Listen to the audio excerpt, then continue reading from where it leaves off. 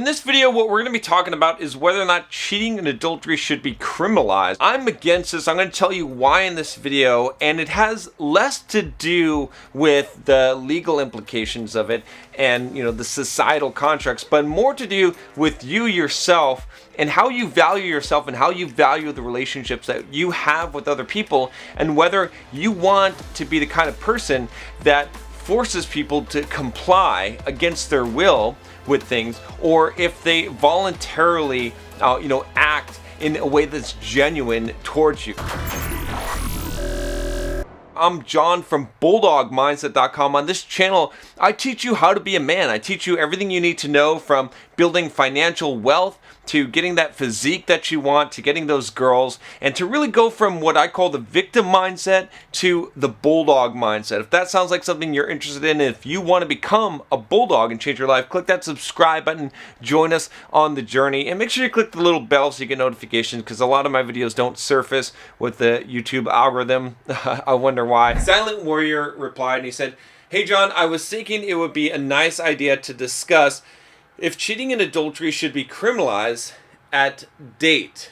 The goal is to find if both of the partners believe in loyalty to each other, and what do you think about creating contracts of loyalty and sue the disloyal one on breaking contract, LOL. It sounds a bit insecure from one angle, but from the other angle, it sounds like a good plan to build security from the start and live comfortably without any insecurities. I really don't get why people diss on insecure people when they should help build the security and confidence shit my brain comes up with." This is a very, very dangerous concept, to try and seek security in your life. I've talked about this in several videos. I've talked about how I went through in my life a period where I was trying to build certainty in my life. Like, I was building this fortress emotionally, physically, financially around myself, and I was actually trapping myself in my own prison of my life because I was trying to build that security, essentially, okay? And I was afraid of the uncertainty, okay? And I actually went to a Tony Robbins seminar, all right, called Date with Destiny, and Tony said something that really impacted me. It's words I'll never forget, which he said that the quality of your life is in direct proportion to the amount of uncertainty you can comfortably live with. Okay, and that's what I want you guys to understand, is that the question of, a lot of people come up with all these great ideas to solve societal problems, okay? I think the commenter here, Silent Warrior, he's saying, well, we have these problems with cheating and adultery and whatnot. What if we made a legal contract so that we could solve these problems, because society is so fucked up and people do all this kind of fucked up shit.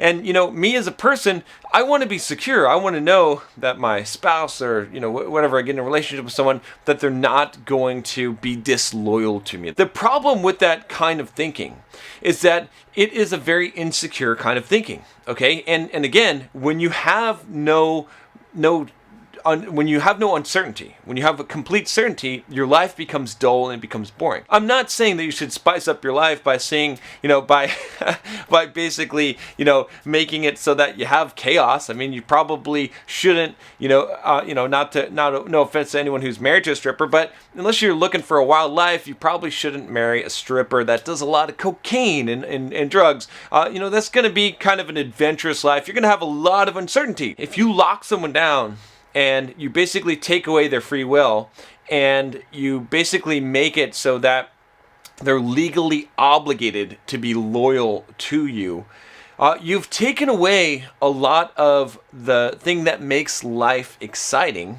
okay? And that the authenticity of that relationship, okay? If someone is compelled to action, their action by definition is inauthentic. It cannot be genuine. Okay, if you tell me that I must do something, all right, if it's obligatory for me to do something, or if that obligation is imposed in some way, okay, then my actions, you can never know if my actions are sincere. If we take this back to male-female relationships, right? It's great. I understand where the commenter's coming from. I understand where you're coming from, Silent Warrior, when you're saying, you want some security, okay? You want to be able to know that, this woman that you're with is never going to cheat on you, that she's always going to be with you and she's going to be loyal to you. But by doing that and by guaranteeing that, okay, what ends up happening, okay, and what you're trying to do is to orchestrate something that would guarantee that, right? I mean, regardless of how we're putting it, right? Back in the day, where adultery was punished by like stoning, okay, that was men trying to basically do the same thing. Okay, you're trying to do it in a way that's less barbaric, but still in the same essence, it's still creating the same kind of situation. When you're putting someone into an obligatory type of situation, you're also taking away that authenticity, okay? And you're also taking away that variability. If I gave you $1 billion, okay, and there was no way you could ever lose it, and nothing was going to happen in your life that you didn't expect, you knew exactly what was going to happen every day, every relationship you had is going to go exactly how you wanted, there was going to be no surprises, okay?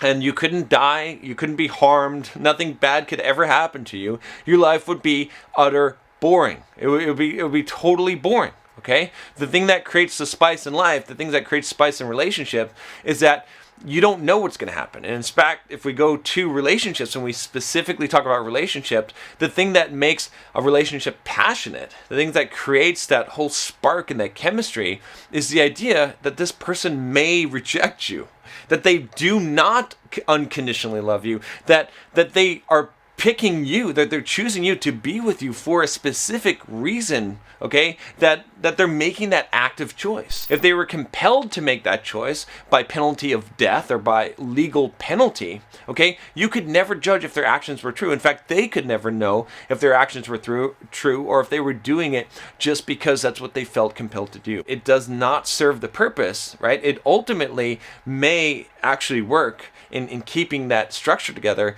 but it is not going to create your desired outcome. You're not going to feel like you are actually desired. You're not going to actually feel fulfilled in that relationship because you're going to know that you're in an obligatory relationship. It's going to create obligations on you, of course, but that's the small part, right? Being obligated is not really the issue. It's the fact that when you're in relationships with people that are obligated to you, that you lose that authenticity. I would rather want to be with someone because they want to be with me, not because they feel in any way compelled, okay? Anytime that someone feels compelled to give me something or do something for me or to treat me a certain way, I reject that. I don't want that. I don't want charity. I don't want pity, okay? I don't want people to act one way and think another way.